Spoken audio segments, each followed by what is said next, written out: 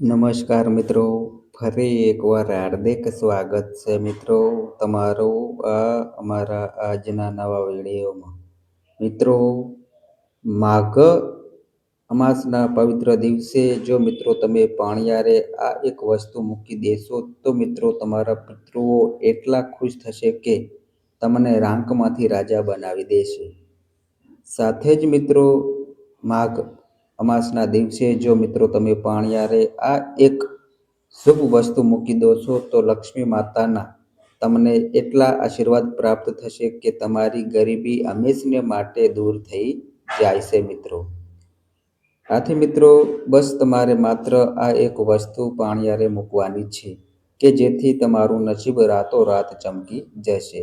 કારણ કે મિત્રો, આ વખતે આવનારી માઘ અમાસ 17 ફેબ્રુઆરી અને મંગળવારના દિવસે મિત્રો વર્ષો પછી એવો શુભ સંયોગ બની રહ્યો છે કે જેને સોમવતી અમાવાસ પણ કહેવામાં આવે છે.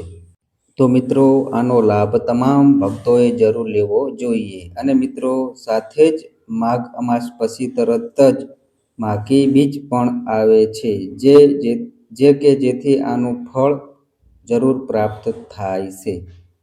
એટલે મિત્રો, આવનારી માઘ અમાસના દિવસે ભૂલ્યા વગર આ એક વસ્તુ જો મિત્રો તમે પાણિયારે મૂકી દો છો તો રાતોરાત જ તમારું નસીબ ચમકી જશે.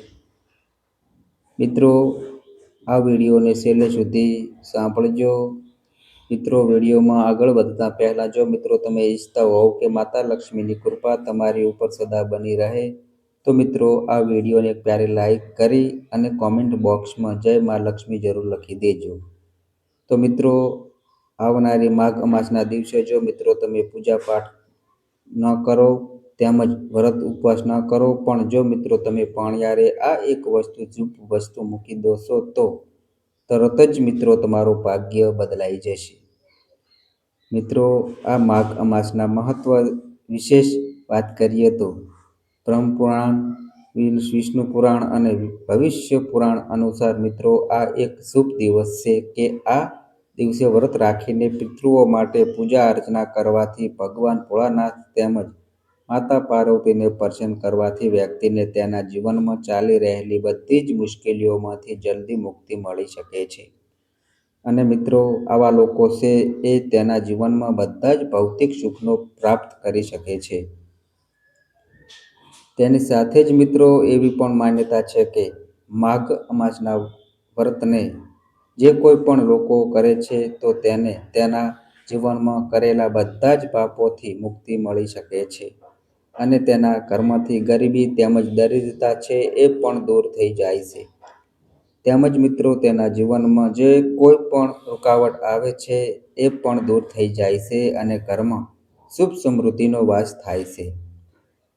સાથે જ મિત્રો, આપણે આજના આ વિડીયોમાં જાણશું કે તમારે માઘ અમાસના દિવસે ભગવાનને કઈ વસ્તુઓનો ભોગ લગાવવો જોઈએ જે સૌથી વધુ શુભ માનવામાં આવે છે. અને સાથે જ મિત્રો આપણે આ મહાન ઉપાય વિશે જાણશું કે તમારે આવનારી માઘ અમાસના દિવસે પાણિયારે એવી કઈ શુભ વસ્તુ મૂકી દેવાની છે કે જેનાથી તમને ઉત્તમ ફળની પ્રાપ્તિ થઈ શકે. તેમજ મિત્રો તમારું જો કોઈ વર્ષો જૂનું એવું કોઈ કાર્ય હોય કે જે પૂર્ણ થતું ન હોય તો મિત્રો તમારે પાણિયારે આ એક વસ્તુ મૂકી દેવી જોઈએ. તો મિત્રો, આ ઉપાય છે કે જે માઘ અમાસનો બહુ જ મહાન અને ખાસ ઉપાય જણાવવામાં આવ્યો છે કે જેને શાસ્ત્રોમાં પણ ઉલ્લેખ થયો છે. તો મિત્રો, એવી માન્યતા છે કે જે કોઈ વ્યક્તિ માઘ અમાસના દિવસે પાણિયારે આ એક શુભ અને પવિત્ર વસ્તુ મૂકી દેશે તો મિત્રો તે વ્યક્તિની સમસ્ત મનોકામના છે એ પૂર્ણ થઈ શકે છે અને માઘ અમાસનું ફળ તેને એવું પ્રાપ્ત થાય છે કે તેનો બેડો પાર થઈ જાય છે મિત્રો. તો મિત્રો, માઘ અમાસની શરૂઆત છે એ 15 ફેબ્રુઆરીની રાત્રિથી થઈને શરૂ થશે અને 16 ફેબ્રુઆરીના દિવસે સોમવારે આખો દિવસ અમાસ તિથિ રહેશે. તો મિત્રો, ઉદયા તિથિ અનુસાર 16 ફેબ્રુઆરીના દિવસે માઘ અમાસ મનાવવામાં આવશે. તો મિત્રો, 17 ફેબ્રુઆરીના દિવસે જે પણ માઘ અમાસ આવે છે એ વર્ષની સૌથી મોટી અમાસ માનવામાં આવે છે. અને તેને બધી જ મનોકામનાની પૂર્ણ કરનારી અમાસ માનવામાં આવે છે. કારણ કે મિત્રો, અમાસના દિવસે વ્રત તેમજ પૂજા અર્ચના કરવાની સાથે જ જો મિત્રો તમે આ એક શુભ અને મંગલકારી વસ્તુ પાણિયારે મૂકી દો છો, તો તમારા જીવનમાં જેટલી પણ મુશ્કેલી ચાલતી હોય એમાંથી તમને છુટકારો મેળવી શકો છો. અને જે લોકો પણ આ દિવસે વ્રત રાખીને ભગવાનની પૂજા કરે છે, તો એને પણ આ ખાસ ચમત્કારિક વસ્તુઓનો ભોગ ભગવાનને જરૂર અર્પણ કરવો જોઈએ. અને આના પછીના દિવસે પારણા સમયે તમે આ ભોગનો પ્રસાદના રૂપમાં ગ્રહણ કરો છો, તો તમને માતા લક્ષ્મીની વિશેષ કૃપા પ્રાપ્ત થઈ શકે છે. તો મિત્રો, આ એક વસ્તુ એવી છે કે જે બહુ જ શુભ માનવામાં આવે છે. જો મિત્રો તમે આ એક વસ્તુ માઘ અમાસના દિવસે પાણિયારે મૂકી દેશો, તો મિત્રો તમારી બધી જ મનોકામના છે એ જલ્દી પૂરી થઈ જશે. અને તમને તમારા પિતૃઓના એવા આશીર્વાદ પ્રાપ્ત થશે કે તમારા ઘરની બધી જ ગરીબી દૂર થઈ જશે. તો ચાલો મિત્રો, હવે આપણે 2 ઉપાયો વિશે જાણીએ કે તમારે આવનારી માઘ અમાસના દિવસે પાણિયારે એવી કઈ શુભ અને મંગલકારી વસ્તુ મૂકી દેવાની છે કે જેનાથી તમને સાક્ષાત પિતૃઓના આશીર્વાદ પ્રાપ્ત થઈ શકે. તો ચાલો મિત્રો, હવે વસ્તુઓ વિશે જાણીએ. એના પહેલાં જો મિત્રો તમે હજી સુધી આ વિડીયોને એક પ્યારી લાઈક ના કરી હોય, તો મિત્રો અત્યારે એક પ્યારી લાઈક જરૂર કરી દેજો. અને સાથે જ આ ચેનલ પર મિત્રો તમે નવા આવ્યા હોય તો મિત્રો ચેનલને પણ સબસ્ક્રાઈબ કરી દેજો. અને કોમેન્ટ બોક્સમાં જય માતા લક્ષ્મી જરૂર લખી દેજો કે જેથી કરીને લક્ષ્મી માતાની કૃપા મિત્રો તમને પ્રાપ્ત થઈ શકે. તો ચાલો મિત્રો, માઘ અમાસના દિવસે જ્યારે પણ તમે આ ઉપાય કરવાની શરૂઆત કરો છો, તો મિત્રો એના પહેલાં તમારે 16 ફેબ્રુઆરીના દિવસે સૌ પ્રથમ બ્રહ્મ મુહૂર્તમાં ઉઠીને સ્નાન વગેરે જેવા કાર્યો કરીને સ્વસ્થ વસ્ત્રો પહેરી લેવા જોઈએ. અને પછી પોતાના દેવી દેવતાઓની પૂજા અર્ચના કરીને તેને એક શુદ્ધ ઘીનો દીવો પ્રગટાવીને મિત્રો તમારે વ્રત કરવાનો સંકલ્પ લેવો જોઈએ. અથવા તો મિત્રો જો તમે વ્રત ન કરો તો તમારે આ ઉપાય પૂરેપૂરી શ્રદ્ધા અને નિષ્ઠાની સાથે જરૂર કરવો જોઈએ મિત્રો. તો મિત્રો, હવે જાણીએ કે આ ઉપાય કોણ કોણ કરી શકે છે. તો મિત્રો ધ્યાનથી સાંભળજો. આમ જોઈએ તો મિત્રો આ ઉપાય ઘરના બધા જ સભ્યો કરી શકે છે, પણ જો ઘરની લક્ષ્મી આ ઉપાય કરે છે તો તે સૌથી વધુ શુભ અને મંગળકારી માનવામાં આવે છે. ઘરની મોટી બહેન અથવા તો માતા ઉપાય કરે છે તો તે સૌથી વધુ શુભ માનવામાં આવે છે.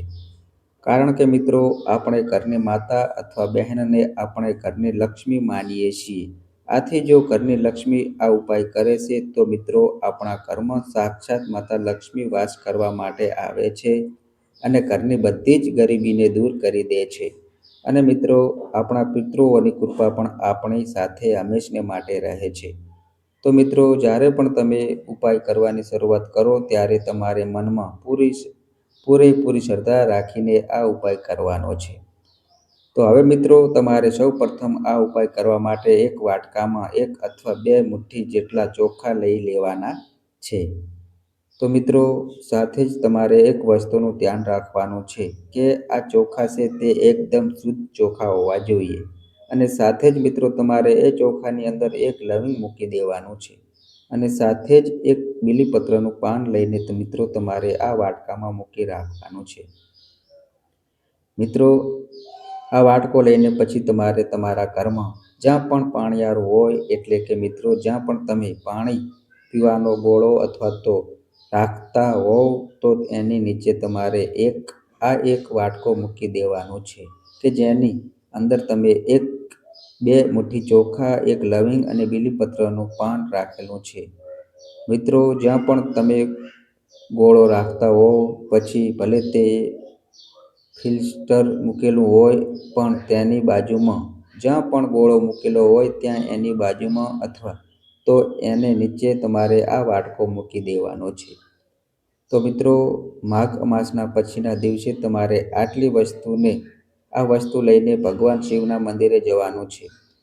મિત્રો જ્યારે પણ તમે ભગવાન શિવના મંદિરે જાઓ છો ત્યારે સૌ પ્રથમ મંદિરમાં જઈને સૌ પ્રથમ તમારે મહાદેવ સામે પ્રણામ કરીને ઓમ નમઃ શિવાયનો મંત્રનો જાપ કરી લેવાનો છે.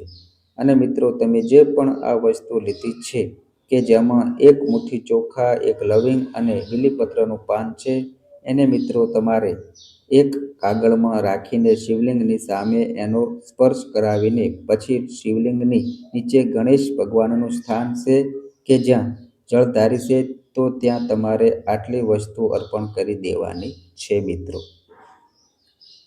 તો મિત્રો, જો તમે આ ઉપાય માઘ અમાસના દિવસે તમે પૂરેપૂરી શ્રદ્ધા અને નિષ્ઠાની સાથે કરી લેશો તો મિત્રો તમને સાક્ષાત ભગવાન શિવના એવા આશીર્વાદ પ્રાપ્ત થશે કે રાતોરાત જ તમારું નસીબ ચમકી જશે.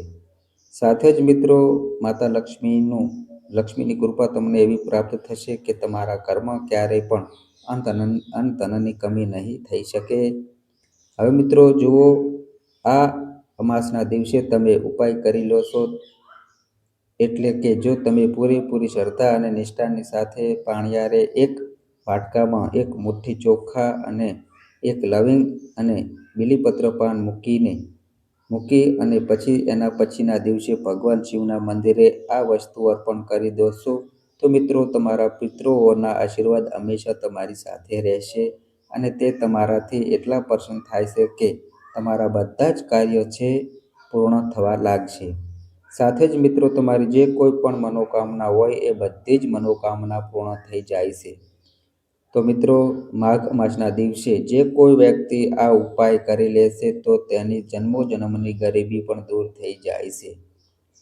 તો મિત્રો, તમારે આ 17 ફેબ્રુઆરી માઘ અમાસના દિવસે આ ઉપાય જરૂર કરી લેવો જોઈએ.